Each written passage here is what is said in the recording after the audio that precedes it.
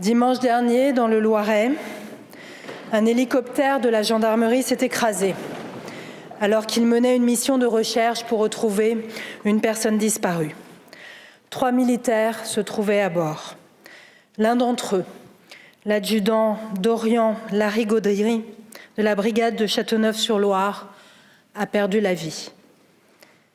Il avait 27 ans. Ses 2 camarades gendarmes ont été quant à eux hospitalisés en urgence absolue.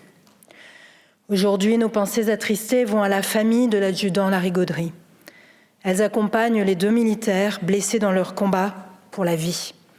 Et elles embrassent plus largement tous ceux qui risquent leur existence pour protéger les nôtres. Protéger, tel est le devoir premier de la République. Pourtant, mes chers collègues, ces derniers jours, la République a cruellement et collectivement failli à ce devoir. Elle n'a pas su protéger celles et ceux qui devaient l'être.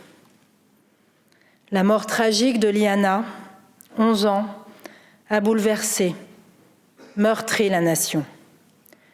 Chaque mère, chaque père, chaque enfant s'est senti horrifié et révulsé par ce crime d'une horreur absolue. Nos pensées accompagnent en cette heure la famille, les proches et les amis de Liana. Qu'ils sachent que la représentation nationale partage leur affliction. Ce drame vient à la suite de beaucoup d'autres, et chacun était le drame de trop. L'émotion de la nation est également très vive après le meurtre de Noam, victime d'un véritable lynchage dans les rues de Metz. Noam avait 19 ans. Il rentrait simplement d'une soirée entre amis. Dans notre République, personne, absolument personne, ne devrait être insulté, harcelé, tué pour être qui il est, pour simplement aimer. La représentation nationale adresse ses pensées émues et endeuillées à la famille, aux proches et amis de Noam.